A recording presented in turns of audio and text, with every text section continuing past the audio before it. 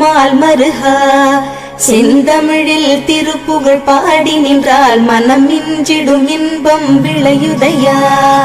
சிறகிரி வேலவனை காண்கையிலே விழிவோரம் கண்ணீர் பெருகிடுமே.